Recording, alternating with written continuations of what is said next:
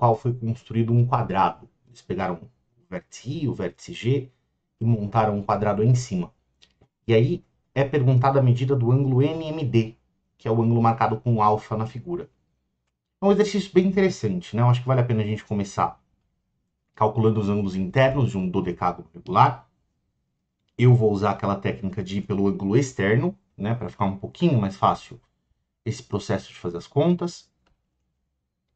Então, se eu chamar esse ângulo aqui de E, esse é o ângulo externo, a gente sabe que o ângulo externo vai ser o quê? Vai ser a soma de todos os ângulos externos, que é 360, dividido pela quantidade de ângulos, que é 12, já que a figura é um dodecágono regular. Isso dá 30 graus por ângulo externo. E, portanto, o ângulo interno do dodecágono regular é o suplemento desse cara, que dá 150 graus. Aí agora a gente vai ter que pensar um pouquinho sobre como chega na medida desse ângulo alfa especificamente, né? Tem uma coisa que, se você olhar para a figura, você vai suspeitar corretamente, que é o fato de que os pontos A, M e D, eles são colineares. Consegue reparar que isso tudo faz parte de uma linha só, né? Os 3 pontos, de fato, são colineares. Mas você ter essa impressão pela figura não é suficiente para você poder usar isso no exercício, né? Mesmo que a figura pareça ter sido construída corretamente, em escala, etc., pode acontecer de ela ser um pouquinho enganadora no sentido de: e se esse ponto M não estiver exatamente sobre o segmento KD, mas estiver um pouquinho acima, um pouquinho abaixo, quase colado? Aí não dá para a gente, pelo desenho, no olho, identificar se ele de fato pertence ao segmento ou se ele está um pouquinho além ou um pouquinho aquém de onde o segmento passa. Então, o que a gente pode fazer? A gente pode tentar usar ângulos para justificar isso daí, né? Para concluir corretamente se ele faz ou não faz parte do segmento. Então, eu vou começar fazendo uma cópia aqui desse dodecágono regular e lembrar vocês de uma propriedade que já apareceu em outros exercícios, né? Uma coisa de polígonos regulares que a gente já explorou, que é o fato de que quando você traça todas as diagonais a partir de um vértice, você acaba dividindo o ângulo interno do seu polígono regular em pedacinhos que são iguais. Então, quando eu faço isso com um dodecágono, conta aí o número de triângulos, né? Vai ficar... Tem bastante. O perigo é se perder na conta. Então, tem 1, 2, 3, 4, 5, 6, 7, 8, 9, 10 triângulos que foram formados pelo traçado das diagonais. Então, esse ângulo de 150 graus do vértice K foi dividido em 10 partes iguais. Cada parte, naturalmente, vai medir 1/10 do ângulo inteiro, né? A figura é regular, as partes são iguais, o que vai ficar 15 graus para cada uma. Agora, como é que eu vou tentar justificar, como é que eu vou verificar se o K, o M e o D são alinhados de verdade ou se não são, né? Eu vou primeiro procurar qual é o ângulo formado entre o JK e o KM. E aí depois eu vou calcular qual que é o ângulo formado entre o JK e o KD. Porque se for o mesmo ângulo, quer dizer que está tudo na mesma reta, certo? Esse ângulo JKD a gente já consegue descobrir pelas diagonais, né? Porque pensa assim, esse ângulo JKD, ele vai incluir, da figura que a gente desenhou, tem 1, 2, 3, 4, 5, 6 pedaços. Cada pedaço mede 15 graus. Então, a medida do ângulo JKD é 6 vezes 15. Vai dar 90 graus esse ângulo. É um ângulo reto. Né? O ângulo entre o lado JK e a diagonal KD é um ângulo reto. Agora, a gente vai ter que procurar uma maneira de descobrir qual que é o ângulo entre o JK e o KM. Esse é menos óbvio do que a nossa primeira observação. Mas não vai ser um esforço, né, completamente inútil, porque ele vai ser parte do processo para a gente descobrir quem que é o ângulo alfa. Então, para começar, eu quero que você olhe para esse triângulo IHG, aqui em cima, Repara que ele é formado por dois dos lados do dodecágono regular. Vou desenhar ele até um pouquinho mais exagerado aqui, né? Para a gente conseguir rabiscar o que for necessário. Na verdade, vai até, com a observação das diagonais que a gente fez ali em cima, né? Você vai perceber que vai ficar até mais fácil de justificar o que eu estou procurando obter aqui com essa conta. Esse é o ângulo do dodecágono, que é 150. E eu quero que você perceba que esse triângulo é isósceles, porque os lados do dodecágono regular são iguais. Então, tem 150 graus em um dos ângulos. A gente sabe que a soma dos ângulos desse triângulo tem que ser 180. Faltam 30 graus para fechar a soma e o triângulo é isósceles. Então fica 15 graus para cada um. O que é basicamente a mesma conclusão que a gente chegou analisando as diagonais, concorda?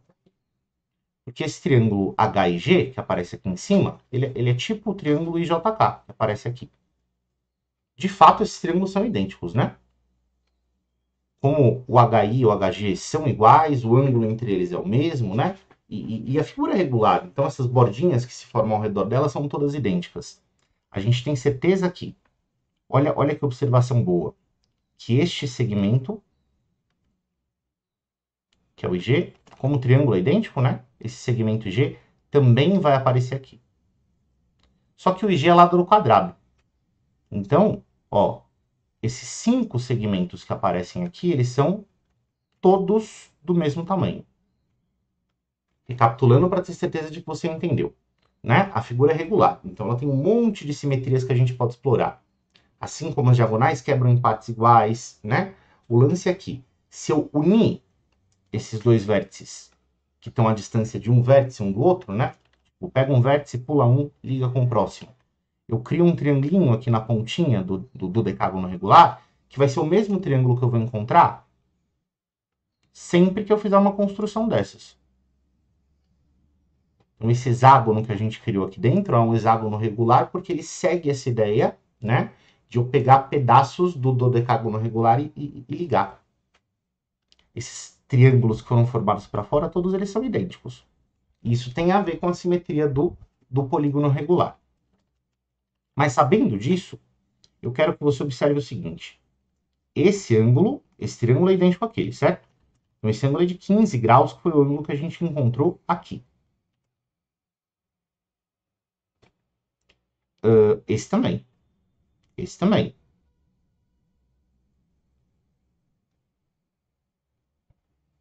O ângulo do quadrado é reto. Certo? Então, meu amigo, minha amiga, você consegue calcular qual a medida desse ângulo de cá, que eu vou chamar de beta. Esse ângulo beta é o que sobra de todo o ângulo do dodecágono regular, que são 150 graus que a gente calculou lá atrás, e tira esses pedacinhos que não nos interessam. Tem 2 pedaços de 15 e tem um pedaço de 90 graus.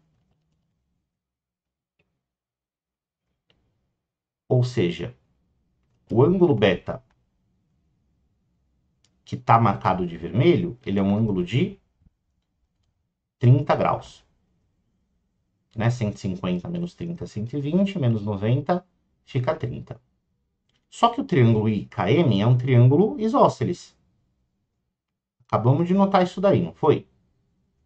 Já que o triângulo IJK e o triângulo IHG são idênticos, então o segmento IG e o segmento IK também são, né? E o segmento IM também tem a mesma medida deles, já que IG é a medida do lado do quadrado. Sabendo que esse triângulo é um triângulo isósceles, você pode calcular esses ângulos que eu vou chamar de gama. Como é que você vai calcular esses ângulos que eu estou chamando de gama, né? A gente observa o triângulo IKM, que tem mais ou menos essa carinha.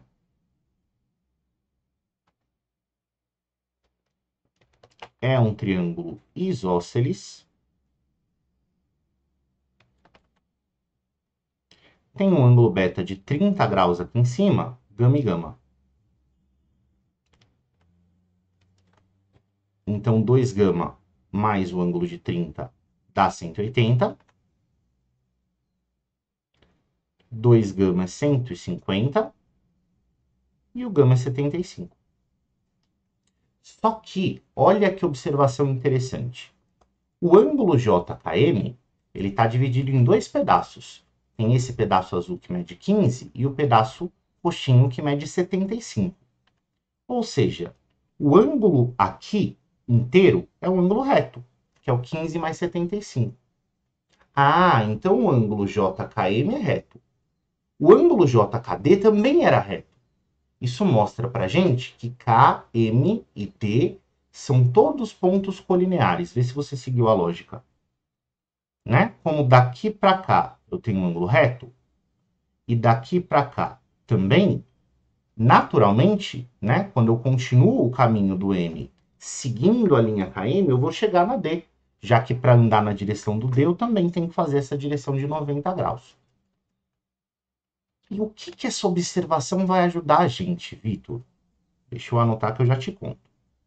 Então, como a medida de JKM e a medida do ângulo JKD são ambas iguais a 90 graus, os pontos KMD são colineares.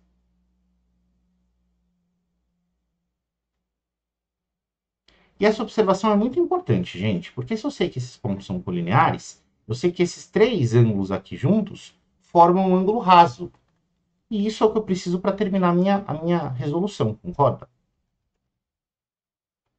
Porque agora, olhando ao redor do ponto M, eu sei que o gama, que é 75, mais o ângulo reto do quadrado, mais o alfa, somam um ângulo raso. Ou seja, quem que é esse alfa? O alfa é 15 graus. Essa é a resposta. Tá bom? Então, é um passo intermediário um pouco diferente do que a gente encontrou nos exercícios que a gente resolveu até agora, né? A gente teve que bolar uma maneira de descobrir se isso de fato era uma linha reta só, ou se tinha alguma espécie de quina, né, quando a gente passava pelo ponto M. Mas tendo descoberto que de fato é uma linha só, e a gente consegue fazer isso prestando atenção nos ângulos da figura, a gente consegue somar os ângulos ali ao redor do ponto M e encontrar o valor de alfa, tá bom? Espero que você tenha entendido. Até mais.